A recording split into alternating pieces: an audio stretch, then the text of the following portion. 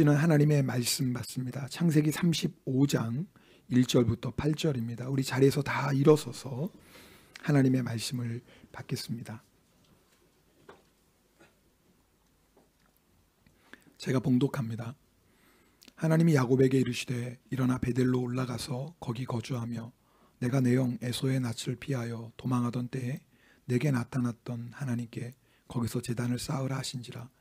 야곱이 이에 자기 집안 사람과 자기와 함께한 모든 자에게 이르되 너희 중에 있는 이방 신상들을 버리고 자신을 정결하게 하고 너희들의 의복을 바꾸어 입으라. 우리가 일어나 베델로 올라가자. 내 환난 날에 내게 응답하시며 내가 가는 길에서 나와 함께 하신 하나님께 내가 거기서 제단을 쌓으려 하노라 하며 그들이 자기 손에 있는 모든 이방 신상들과 자기 귀에 있는 귀고리들을 야곱에게 주는지라. 야곱이 그것들을 세겜 근처 상수리 나무 아래에 묻고 그들이 떠났으나 하나님이 그 사면 고울들로 그게 두려워하게 하셨으므로 야곱의 아들들을 추격하는 자가 없었더라. 야곱과 그와 함께한 모든 사람이 가나안 땅 루스 곧 베델에 이르고 그가 거기서 제단을 쌓고 그곳을 엘 베델이라 불렀으니 이는 그의 형의 낯을 피할 때에 하나님이 거기서 그에게 나타나셨음이더라. 리브가의 유모 드보라가 죽음에 그를 베델 아래에 있는 상수리 나무 밑에 장사하고 그 나무 이름을 알론 바굿이라 불렀더라. 아멘. 하나님의 말씀입니다. 자리에 앉겠습니다.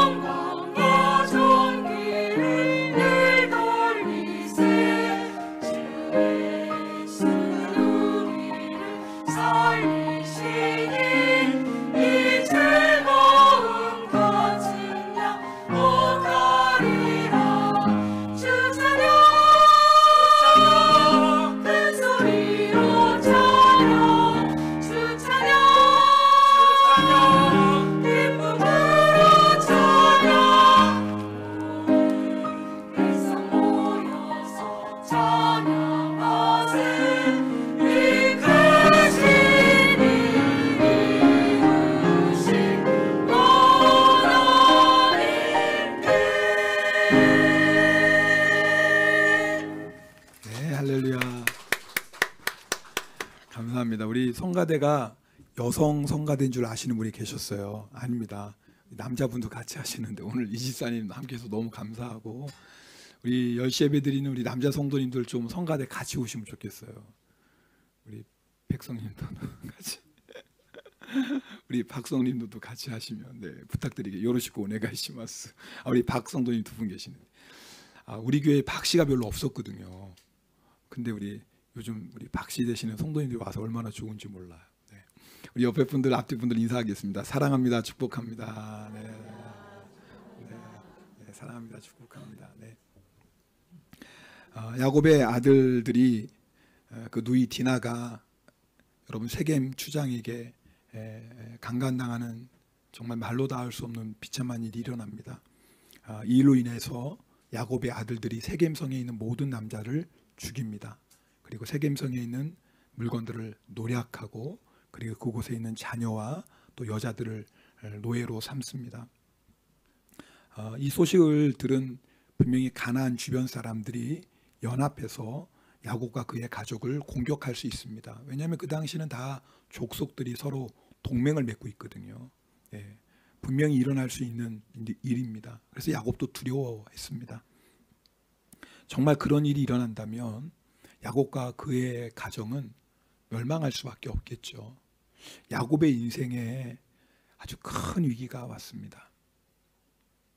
그 위기의 순간에 하나님께서 야곱에게 이렇게 말씀하십니다. 오늘 본문 1절 말씀인데요. 우리 함께 1절 말씀 읽겠습니다.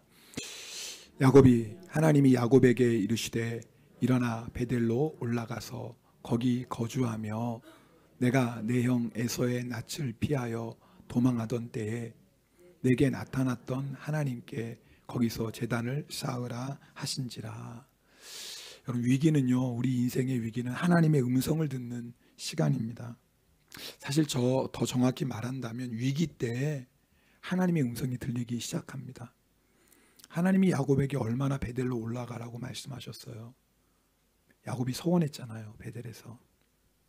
그래서 숫곳에 있다가 요단강을 건너 가나안 땅 세겜까지 온 거예요. 이방 땅에서 더 살 수 없잖아요. 그런데 야곱이 베델로 올라가지 않고 세겜에 정착합니다. 그곳에서는 아예 땅까지 샀어요. 하나님이 얼마나 말씀하셨겠어요. 야곱아, 너 베델로 올라가야지.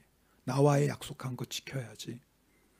아마 그때마다 야곱은 이렇게 말했을 것 같아요. 하나님, 알겠습니다. 올라가야죠. 저 올라갈 거예요. 그런데 조금만 더 기다려주세요. 조금만 더 기다려주세요. 어쩌면 스스로 이렇게 유로했을지도 몰라요. 여기는 그래도 가나안 땅이잖아. 그리고 숫곳에서는 제단도 쌓지 않았지만 세겜에서는 이렇게 예배도 드리고 있잖아. 어쩌면 야곱이 스스로 위로했을지도 몰라요. 그런 시간이 무려 10년이 흘러갑니다. 그리고 만나지 말아야 될 고난을 만나고 맙니다. 그때 비로소 하나님의 음성이 들려요. 우리 성도님들 가운데 생각지 못했던 고난, 또 어려운 일을 만나신 분들이 계십니다. 때로는 그것이 우리의 불순종, 우리의 죄 때문일 수도 있어요. 그러나 중요한 건 하나님은 절대로 하나님의 자녀를 포기하지 않습니다. 반드시 하나님의 자녀를 붙드시고 일으키시고 구원하십니다. 이 일을 위해서 하나님이 먼저 하신 일이 뭐냐면 말씀하시는 거예요. 여러분, 위기가 왔다면, 고난을 만났다면 하나님의 음성을 들어야 될 시간입니다. 여러분, 마음의 문을 여시고 영의 귀를 여시면 반드시 하나님의 음성을 듣습니다. 그리고 그 고난을 통해서 비로소 세겜을 떠나게 됩니다. 세겜이 어떤 곳이에요? 나를 위해 살아가는 곳이에요. 세겜이 어떤 곳이에요? 세상에 소망을 두고 살아가는 것입니다. 왜 하나님께서 세겜을 떠나라고 하시냐면 나를 위해 사는 인생은 허무하기 때문에 그렇습니다. 아마 이 말씀은 여러분도 다 동의하실 거예요. 그리고 여기 보면 인생 한 반 이상 사신 분들이 대부분이에요. 경험하셨잖아요. 그래도 여러분 아마 가질 만큼 가져보셨던 분도 계실 거고 세상 즐길 만큼 즐긴 분도 계실 거예요. 근데 돌아보니까 허무해요. 그때는 뭔가 좋은 것 같은데, 그때는 뭔가 신나는 것 같은데 돌아보니까 참 허무해요. 맞습니다. 나를 위해 사는 인생은 참 허무합니다. 세상에 소망을 두는 인생 허무합니다. 한순간에 무너져요.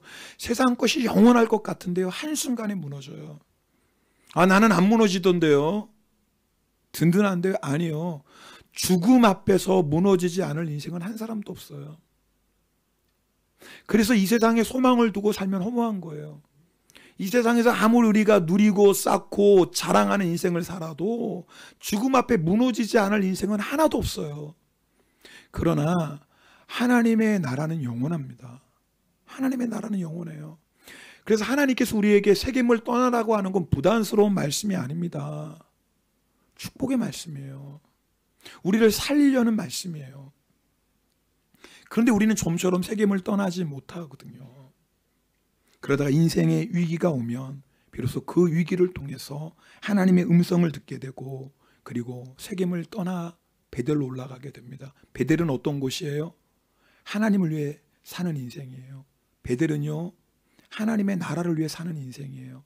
베델은요, 사명을 감당하는 인생이에요.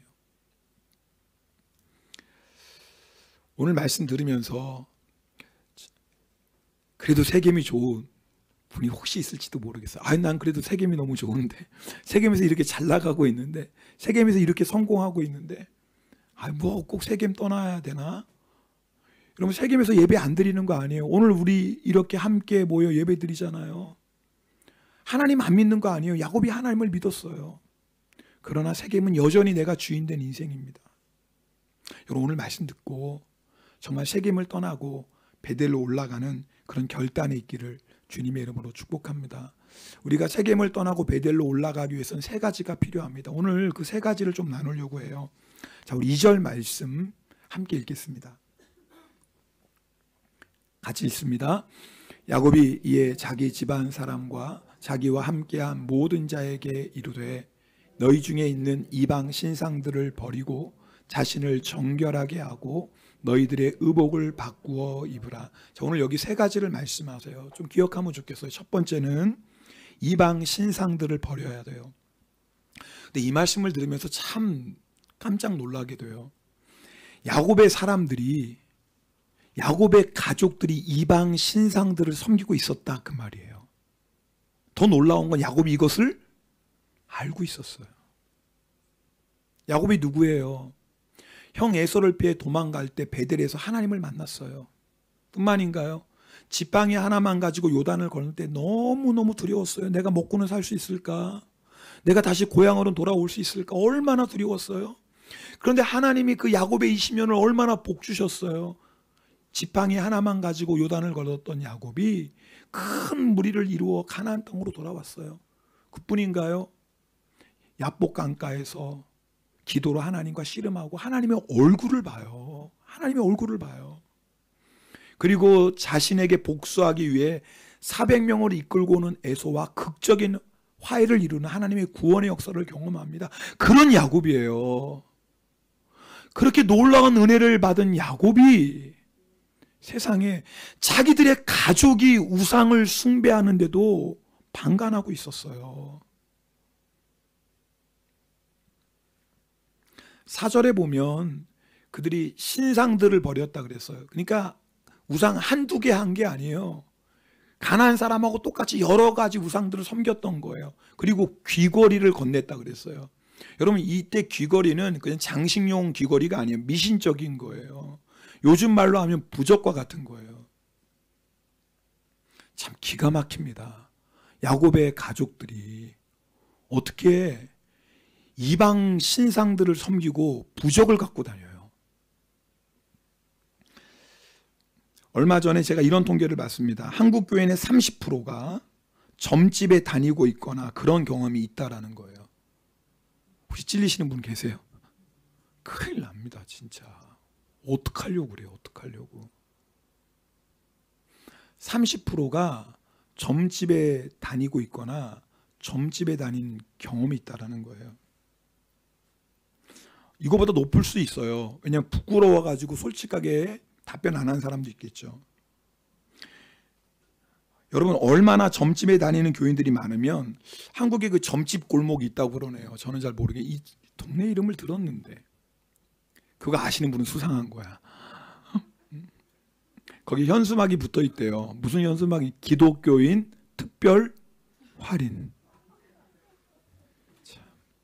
이런 것도 있대요. 장로 우대. 도대체 예수 믿는 사람이 얼마나 그곳을 드나들었으면.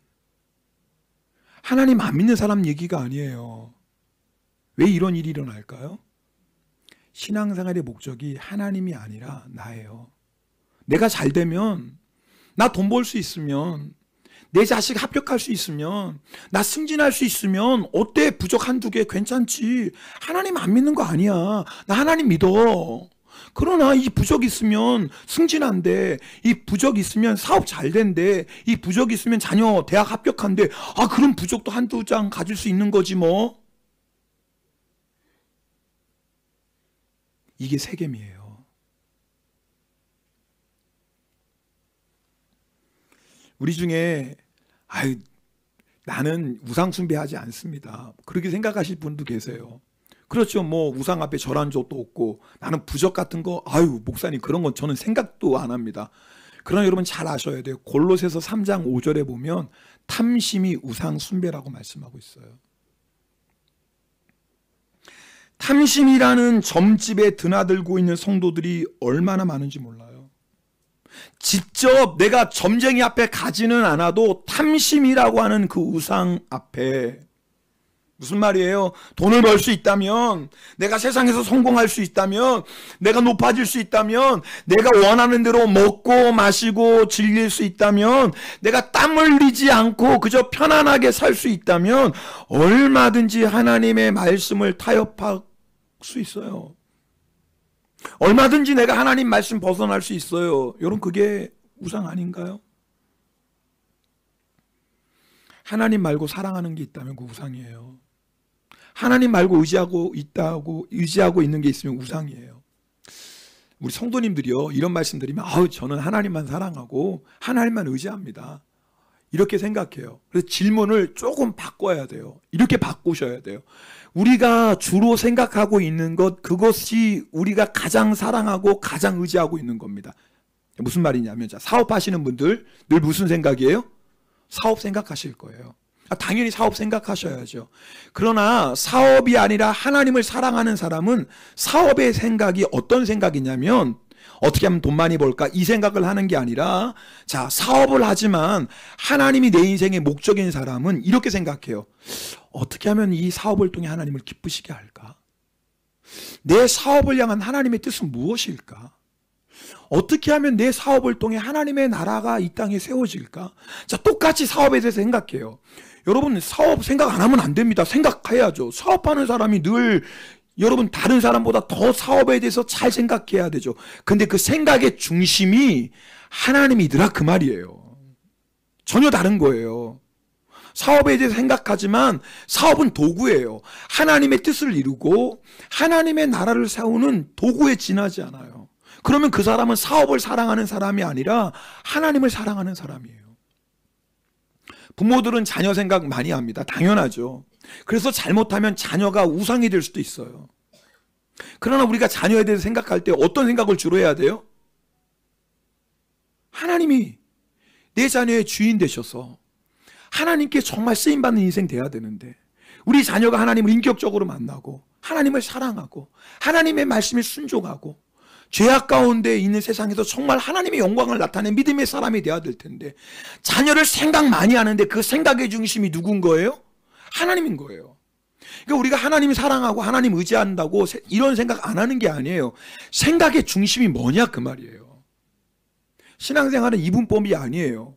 하나님의 일은, 교회의 봉사는 뭐 선하고 뭐 세상 일은 악하고 절대 그렇지 않습니다.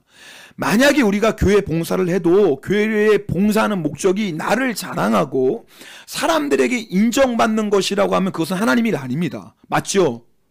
겉으로 볼 때는 아무리 멋있는 봉사를 해도 나를 자랑하고 나를 내세우고 사람들에게 인정받기 위한 목적으로 봉사한다면 그건 하나님 일 아닙니다. 그러나 내가 학교 일을 하든 직장 일을 하든 뭐 사업을 하든 그 목적이 하나님이라면 그것은 하나님의 일이에요. 제가 오늘 이 말씀을 왜 드립니까? 우리 인생의 목적이 무엇인지 확인하자 그 말이에요. 세겜은 항상 내 인생의 목적은 나예요. 이제는 떠나야죠. 늘 내 중심의 신앙생활. 예수를 믿어도 그저 세상에서 잘 되기 위해 예수 믿는, 정말 나를 위해 세상을 위해 예수 믿는다면 그 세겜을 떠나야 돼요. 그러려면 어떻게 해야 됩니까? 우상 버리셔야 돼요. 탐심이란 우상도 버리시고 내가 하나님 말고 사랑하는 것, 하나님 말고 의지하는 것 여러분 다 내어버리고 베델로 올라가시기를 축복합니다. 두 번째는요, 베델로 올라가려면 자신을 정결하게 해야 돼요. 2022년 얼마 안 남았습니다. 이제 다음 주가 마지막 주일인데 다음 주는 성탄절입니다. 그래서 이제 성탄 말씀을 전해요. 그러니까 실질적으로 2022년의 마지막 주일 설교는 오늘 본문이에요. 저는 특별한 하나님의 뜻이 있다고 믿습니다. 자, 우리 누구나 다 한 해를 좀 마무리하는 시간이고요. 그리고 새해를 준비하는 시간이에요. 자, 어떻게 하면 우리가 한 해를 잘 마무리하고 어떻게 하면 우리가 새해를 잘 준비할 수 있을까요? 만약 지금 우리가 세겜에 머물러 있다면 그럼 이제는 2023년에는 베델로 올라가야죠. 세겜의 삶을 정리하고 정말 베델로 올라가야 되는데, 그러기 위해서 우리가 해야 될 두 번째 일은 자신을 정결하게 하는 거예요. 야곱의 가족은요, 세겜에서 수많은 죄를 짓고 살았습니다. 뭐 그들이 이방 신상들을 섬기고 부적 달고 다닌 것만 보면 뭐 알죠. 완전히 가나안 사람처럼 살았습니다. 야곱의 사랑하는 외동딸 디나는요, 성적으로 문란했던 가나안 여인과 교제하며 그들에게 배우고 즐기려고 했다 그랬어요. 그러다가 그런 일을 만났어요. 야곱의 아들들은 하나님의 거룩한 언약의 표시인 할례를 이용해서 세겜의 모든 남자 죽이고 세겜에 있는 모든 것 노략질하고 아이와 여인들을 노예 삼았어요. 이건 완전히 도적대예요. 복수가 아니에요. 여러분 생각해 보세요. 이런 모습으로 어떻게 베델로 올라가겠어요? 이런 모습으로 어떻게 하나님이 기뻐하시는 예배를 드릴 수 있겠어요? 이런 모습으로 어떻게 하나님의 사명을 감당할 수 있겠습니까? 이런 모습으로 어떻게 하나님의 축복을 받을 수 있겠어요? 하나님은요, 우리 인생에 항상 좋은 것 준비하시는 분이에요. 우리가 2022년에 아마 하나님의 큰 은혜와 하나님의 축복을 경험하신 분들 계실 거예요. 그러나 아십니까? 여러분, 2003년에 하나님이 예비하신 은혜는 훨씬 더 크고 풍성합니다. 하나님은요, 날이 갈수록 우리에게 더 좋은 것을 주시는 아버지 하나님이세요. 하나님이 안 주시는 게 아닙니다. 하나님이 이미 다 예비하셨어요. 그리고 우리에게 주시려고 준비하세요. 자, 2023년 우리를 위해서 크고 놀라운 일을 예비하셨고 그것을 주시려고 해요. 그런데 문제는 하나님이 주시는 것을 받을 수 있는 정결한 그릇을 준비해야 돼요. 아무리 맛있는 음식도 더러운 그릇에 담지 않습니다. 그죠? 반드시 깨끗한 그릇에 귀한 음식을 담습니다. 하나님이 주시는 은혜, 하나님이 주시는 축복, 정결한 그릇에만 담을 수 있어요. 그러므로 여러분, 우리가 2022년을 잘 마무리하는 방법이 뭐예요? 하나님의 정결한 마음, 그거 회복하는 거예요. 어떻게 하면 정결해집니까? 회개하는 거죠. 자, 우리 요한일서 1장 9절 말씀 함께 읽겠습니다. 요한일서 1장 9절 말씀입니다. 제가 읽어드리겠습니다. 만일 우리가 우리 죄를 자백하면 그는 미쁘시고 의로우사 우리 죄를 사하시며 우리를 모든 불의에서 깨끗하게 하실 것이요. 여러분, 정결해지는 첫 번째는요, 죄를 고백하는 거예요. 하나님, 내가 이런 죄를 졌습니다. 하나님, 내가 품지 말아야 될 마음을 품었습니다. 주님, 내 입으로 판단하고 정죄했습니다. 감사할 것이 너무나 많은데 불평하고 원망했습니다. 주님, 내가 미워했습니다. 주님, 내가 사랑하지 못했습니다. 용서하지 못했습니다. 주님, 내 손이, 내 말이 이런 하나님이 기뻐하지 않는 행동을 했습니다. 여러분, 우리가 죄 앞에서 변명하지 않는 거예요. 핑계대지 않는 거예요. 맞습니다. 주님, 내가 죄인입니다. 혹시 여러분 가운데 나는 그렇게 별로 죄 지은 게 없는데 내가 무슨 죄를 졌어? 그렇게 혹시 생각하시는 분이 계실지도 몰라요. 로마서 1장에 사도 바울이 우리가 죄인이라고 고백할 수밖에 없는 그런 죄를 쭉 나열합니다. 우리 한번 보겠습니다. 현대인의 성경으로 한번 볼 수 있나요? 네, 사도 바울이 로마서 1장에 말하는 죄들, 우리 한번 같이 읽어볼까요? 같이 읽습니다. 그들은 온갖 부정, 추악, 욕심, 악한 생각, 시기, 살인, 다툼, 사기, 악으로 가득 차 있습니다. 그리고 그들은 수군거리며 서로 헐뜯고 하나님을 미워하고 건방지고 교만하며 자랑하고 악한 일을 꾸며내고 부모에게 불순종하고 미련하며 신의도 인정도 없고 무자비합니다. 여기서 해당 안 되는 거 여러분 하나 이상은 있지 않을까요? 맞아요. 다 있어요. 우리 죄인 맞아요. 이거 인정할 수밖에 없어요.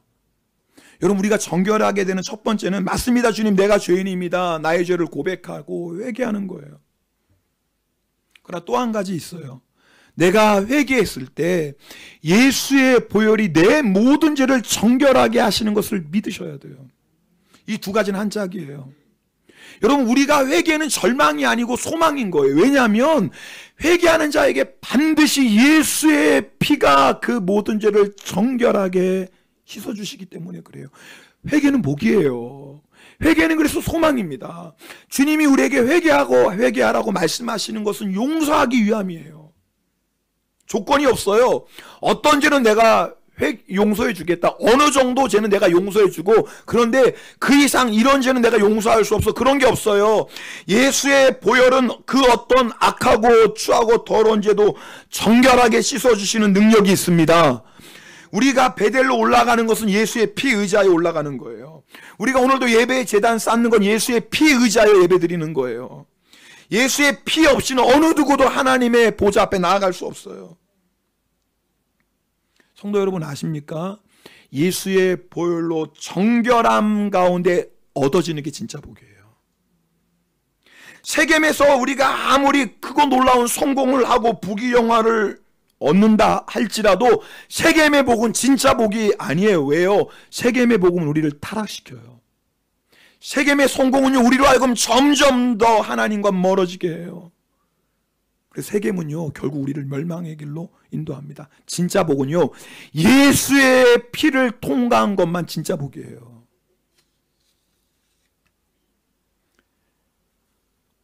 베델이 복입니다. 여러분, 오늘 내 안에 아직도 하나님 앞에 회개하지 않은 죄가 있다면 주 앞에 다 회개하십시오. 혹시 내가 무엇을 회개해야 될까 잘 모르는 분이 있다면 한번 겸손하게 하나님께 기도해 보시지 않겠습니까? 하나님, 제가 무엇을 회개해야 될지 잘 모르겠습니다. 제가 지은 죄가 뭔지 저 잘 모르겠어요. 제가 참 교만한가 봐요. 하나님, 저에게 알려주세요. 제가 회개해야 될 것이 무엇인지. 기도하면 하나님께서 반드시 그 기도 들어주시고 깨닫게 해주십니다. 정결한 마음으로 올 한 해를 잘 마무리하시고 정결한 마음으로 또 새해를 준비하는 저와 여러분 되길 원합니다. 그 다음에 세 번째입니다. 우리가 베델로 올라가기 위해서 필요한 것은 의복을 바꾸어 입는 거예요. 우리 에베소서 4장 22절에서 24절까지 말씀, 네, 우리 함께 읽겠습니다. 너희는 유혹의 욕심을 따라 썩어져가는 구습을 따르는 옛사람을 벗어버리고 오직 너희의 심령이 새롭게 되어 하나님을 따라 의와 진리의 거룩함으로 지으심을 받은 새 사람을 입으라. 이게 옷 얘기네요. 벗어버리고. 자, 여러분 저를 보세요. 이게 옷 얘기예요. 무슨 말이냐면 지금까지 내가 세상 욕심 따라 살았던 거 뭐 하는 거예요? 그 삶을, 그 생활을 뭐 하고? 벗고 이제는 예수 믿고 구원받고 의로워졌으니 그 하나님의 의로운 옷을 입고 살라, 그 말이에요. 자, 무슨 말이냐면 여러분, 우리가 회개했습니다. 그리고 예수의 보혈 피가 우리를 정결하게 했어요. 근데 그걸로 끝나면 안 돼요. 반드시 그 다음에 옷을 갈아입어야 돼요. 만약에 내가 정결하게 회개한 다음에 그 다음에 해야 될 일이 뭐냐면 하나님이 기뻐하시지 않는 행동을 했다면 그건 이제는 내가 과감하게 버리는 거예요. 내가 주님 앞에 회개했다면 내가 하나님이 기뻐하지 않는 자리 과감하게 떠나는 거예요. 그래서 세겜을 떠나라고 하는 거예요. 목사님, 저도 정리하고 싶습니다. 목사님, 저도 끊고 싶습니다. 저도 세겜을 떠나고 싶습니다. 더 이상 세겜에서 험한 인생을 살고 싶지 않습니다. 더 이상 세겜에서 죄의 종로로 타고 싶지 않습니다. 이게 우리 안의 소원이에요. 근데 여러분, 이 소원대로 우리가 살면 반드시 옷을 갈아입어야 돼요. 여러분, 오늘 예를 들어서 이 시간에 은혜를 너무나 큰 은혜를 받았어요. 정말 오늘 말씀 듣다가 너무나 큰 은혜를 받고 눈물로 막 회개하고 결단했어요. 그런데 여러분, 오늘 여러분이 그 은혜 받은 것이 내 삶을 변화시키는 열매로 나타나려면 반드시 옷을 갈아입어야 돼요. 내가 있는 하나님이 기뻐하지 않는 삶의 자리에 뭐 하셔야 돼요? 떠나셔야 돼요. 그렇지 않으면 내가 아무리 크고 놀라운 은혜를 받았어도 다시 그 자리예요. 옷 바꿔 입으셔야 돼요. 여러분 오늘 이 말씀 들을 때 성령님께서 여러분 이 말씀 잘 들으셔야 돼요. 내가 정말 큰 은혜 받고 내가 결단했다면 오늘 예배 끝나고 정말 여러분이 옷을 갈아입는 결단을 하셔야 돼요. 제가 김유신 장군 얘기 드렸잖아요. 그렇죠? 잘 모르시죠? 김유신. 네, 한 번 더 드릴게요. 여러분 이 화랑 김유신이 나라를 위해서 살고 싶은 거룩한 뜻은 있는데 늘 기방에 다니는 거예요. 마음은 민족을 위해 나라를 위해 쓰임받고자 하는 이 뜨거운 마음이 있는데 늘 기방 다니는 거예요. 아무리 보니까 내가 이 기방 끊지 않고는 도저히 내가 나라를 위해서 큰일을 할 수 없는 거예요. 그렇죠. 여러분 아무리 마음이 뜨거워도 나라를 위한 여러분 뜨거운 열정이 있어도 매일매일 기방 다니는 사람이 어떻게 큰일을 하겠습니까? 마음에 결단했어요. 내가 오늘로 기방 끝이다. 그리고 말 타고 집에 돌아가는데 잠깐 졸았어요. 근데 말이 어디로 가겠어요? 늘 주인이 가던 곳까지 뭐. 눈 떠보니까 어디예요? 어떻게 잘하셨어요. 기방이에요. 이럴 수 있어요. 뭐 오늘 기방까지 왔네. 하나님의 뜻인가 보다 이건. 그러니까 오늘만 뭐 이항까지 온 거 어떻게 내가 결단은 했지만 어차피 뭐 기방까지 온 거니까 오늘까지만 내가 기방에서 먹고 마시고 즐기고 이제 오늘로 끝이야. 그랬다면 김유신은 없어요. 그렇다면 김유신은 없어요. 아무리 우리가 거룩한 결단을 해도요, 아무리 거룩한 뜻을 세워도요, 옷을 갈아입지 않으면 절대로 우리의 삶은 변화는 없어요. 그러니까 여러분 성도 여러분, 우리가 예배 시간에 그렇게 은혜 받고 부흥회 때 그렇게 은혜 받고 큰 비전을 받고 사명을 받아도 왜 우리의 삶이 변하지 않고 왜 우리 삶이 하나님의 놀라운 축복의 역사를 경험하지 못합니까? 옷을 안 바꿔 입어요. 두 번째에서 끝나는 거예요. 정결하게 됐는데 그 다음에 반드시 옷을 갈아입어야 되는데 옷 안 갈아입는 거예요. 김유신이 어떻게 하죠? 여러분 잘 아시죠? 어떻게 하십니까? 말에 목을 쳐요. 여러분 재산 목록 1호입니다. 말에 목을 쳐요. 김유신이 되는 순간이 바로 그 순간이에요. 마음으로 수없이 결단해도 김유신이 아니에요. 언제 진짜 김유신으로 탄생했냐면 말에 목을 베는 그 순간 진짜 김유신인 거예요. 오늘 우리에게 그런 의복을 갈아입는 결단이 필요해요. 우리 성도님들 가운데 이런 고백을 해요. 목사님, 내가 자꾸 넘어져요. 내게 세겜을 떠나서 베델로 올라갔는데 내가 자꾸 넘어져요. 근데 무슨 소용이 있습니까? 여러분 잘 들으셔야 돼요. 절대 그렇지 않아요. 내가 하나님의 말씀에 순종해서 세겜을 떠나는 베델로 올라가다가 넘어질 수 있어요. 넘어져도 괜찮아요. 여러분 잘 하셔야 돼요. 우리가 순종한 만큼 앞으로 나가요. 자, 내가 한두 걸음 가다가 넘어졌어요. 그럼 소용없는 건가요? 우리 이렇게 생각해요. 넘어졌잖아요. 소용없어요. 넘어졌는데 무슨 소용이에요? 아니에요. 두 걸음 갔잖아. 두 걸음 베델을 올라갔잖아. 우리가 세겜 떠나서 그 다음 당장 베델을 올라가면 너무 좋겠지만 실질적으로 우리 영적 생활은 그러지 않을 때가 많아요. 분명히 세겜을 떠나서 베델을 올라가 넘어져요. 세 걸음 가다가 넘어졌어요. 소용없네. 또 넘어졌네. 소용없는 게 아니에요. 몇 걸음 올라갔어요? 세 걸음 올라갔잖아요. 다섯 걸음 올라가도 또 넘어졌어. 나 또 넘어졌잖아. 소용없다니까 나는 안 되나 봐. 안 되긴 뭘 안 돼요. 지금 몇 걸음 올라갔어요? 다섯 걸음 올라갔잖아. 10걸음 올라갔어요. 근데 또 넘어졌네. 역시 나는 구제불능이야. 나는 뭐 하나님 뜻을 살 수 없는 사람인가 봐. 또 넘어졌어. 아니라니까요. 지금 몇 걸음 앞으로 갔어요? 대답을 해주시면 좋은데. 몇 걸음요? 10걸음 갔네. 할렐루야. 변지사님 감사해요. 10걸음 갔잖아. 10걸음. 지금 이게 액션을 좀 해주세요. 그럼 설교하는 저도 좋지. 그냥 말씀을 듣는지 안 듣는지 동태찌개 생각나는 그런 모습으로 저를 보시면 제가 이게 지금 설교를 잘하고 있나 그런 생각이 들잖아요. 성경 잘 몰라도 돼요. 그냥 이렇게 해주시면 전 너무 감사하겠어요.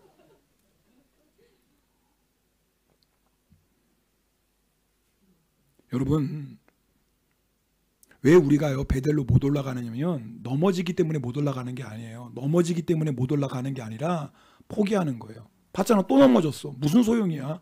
또 넘어졌잖아. 나는 안 되나 봐. 또 넘어졌어. 하나님도 나는 이제는 포기하셨을 거야. 봐, 또 넘어졌어. 나는 구제불능이야. 에이, 나는 뭐 세겜에 살 팔짱가 봐.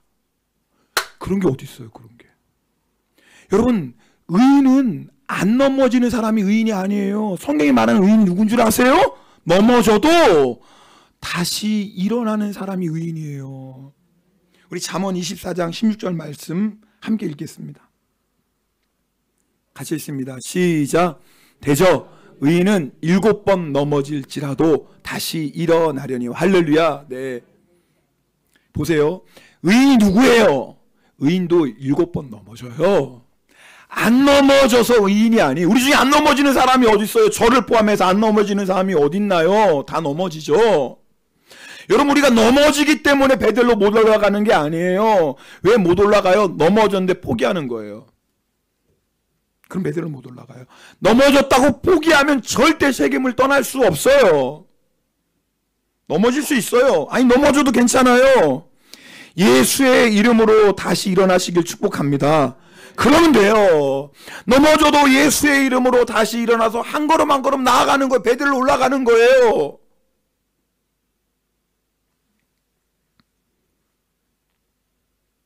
오늘 정말 혹시 베델로 올라가서 넘어져서 그냥 넘어진 김에 쉬었다 가자, 그런 분이 계시다면 오늘 이 말씀을 통해서 다시 믿음으로 결단하시고 일어나서 베델로 올라가시기를 축복합니다. 자, 우리 5절 말씀 함께 읽겠습니다. 오늘 본문 5절 같이 읽겠습니다. 그들이 떠났으나 하나님이 그 사면 고울들로 크게 두려워하게 하셨으므로 야곱의 아들들을 추격하는 자가 없었더라. 여러분, 오늘 이게 내용이 야곱이 이제 하나님 말씀에 순종해서 베델로 올라가요. 여러분, 일반적으로는 뭐예요? 그 세겜 족속과 동맹을 맺은 족속들이 어떻게 해야 돼요? 야곱을 쫓아와야 돼요. 이게 보통 있는 일이에요. 그래서 야곱을 죽이고 그 가족들을 다 죽이고 야곱에 있는 모든 재산을 다시 빼앗는 것, 이게 일반적인 거예요. 근데 오히려 거꾸로예요. 오히려 야곱의 가족이 두려워해야 되는데 누가 두려워했어요? 주변 사람들이 지금 두려워했어요. 그 앞절 보면 주변 사람들이 두려워요. 왜 주변 사람들이 두려워했어요? 누가?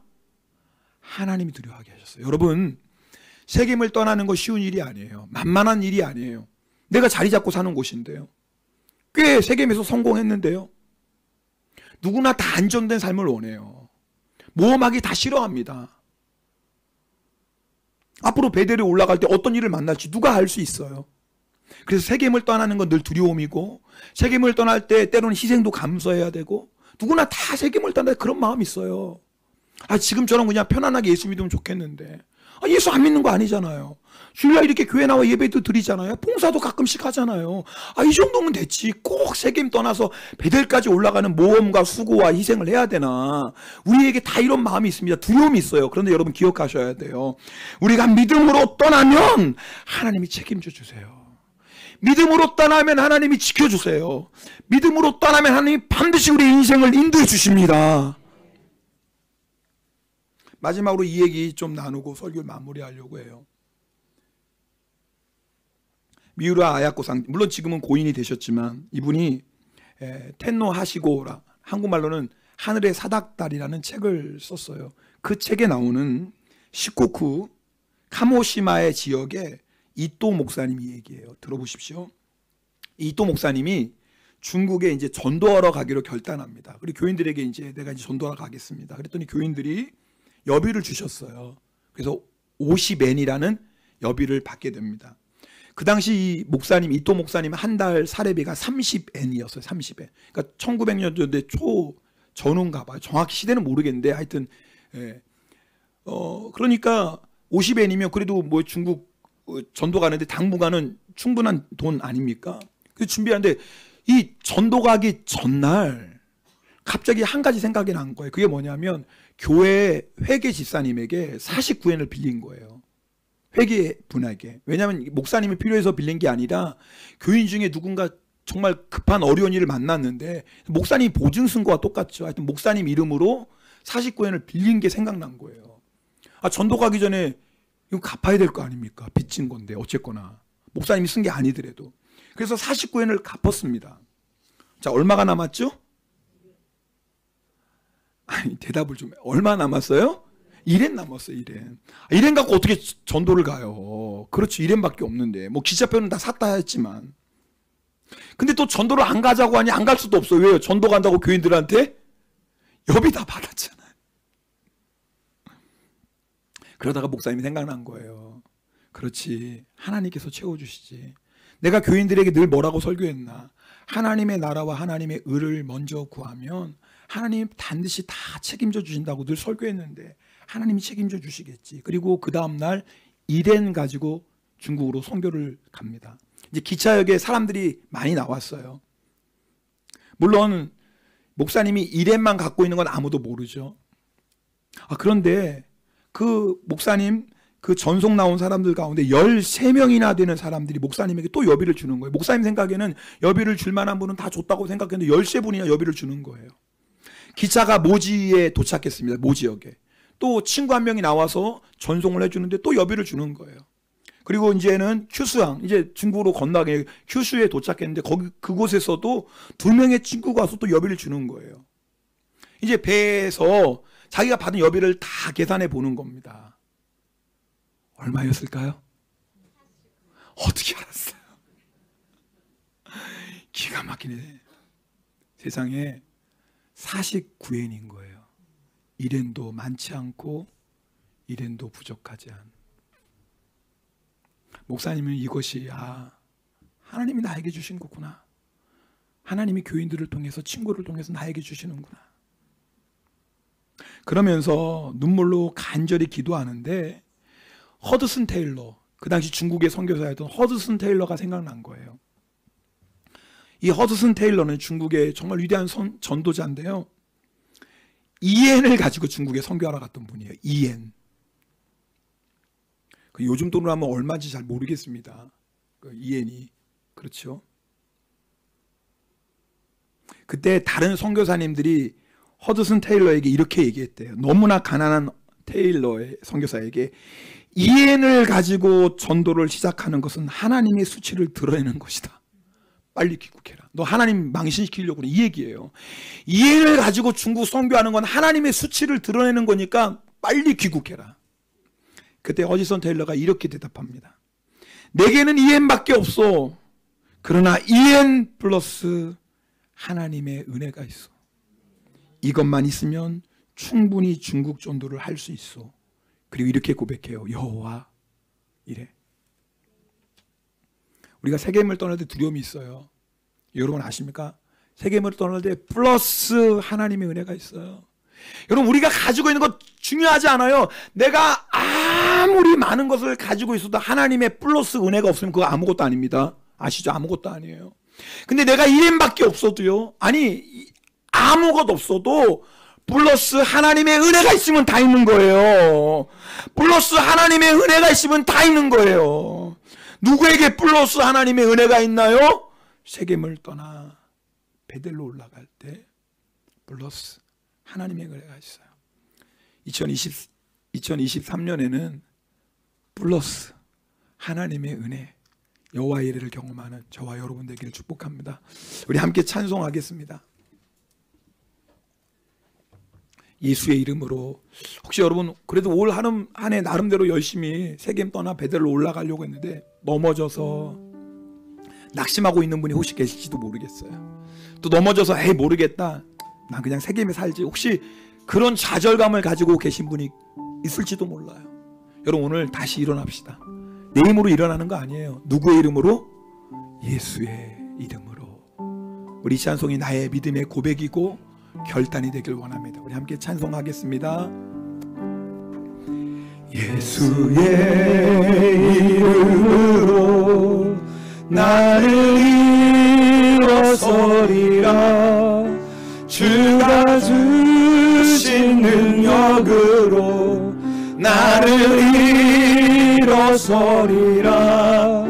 원수가 날 향해 와도 쓰러지지 않으리. 주가 주신 능력으로, 주가 주신 주가 주신 능력으로 일어서리. 여러분, 성경은 말씀해요. 의인은 7번 넘어질지라도 다시 일어난다고 그랬어요. 안 넘어지는 게 의인이 아니에요. 넘어져요. 그런데 넘어져도 소용없는 게 아니라니까요. 2걸음 걸었으면 2걸음 앞으로 나간 거예요. 3걸음 베델로 올라갔으면 그만큼 베델로 올라간 거예요. 오늘 정말 우리 결단합시다. 주님, 내가 절대로 주저앉지 않겠습니다. 낙심과 절망 가운데 자쁘고 자기하지 않겠습니다. 오늘 예수의 이름으로 나를 일으켜주시고 오늘 베델로 올라가서 주의 영광을 보게 하옵소서. 우리 그런 결단으로 다시 한번 찬양합니다.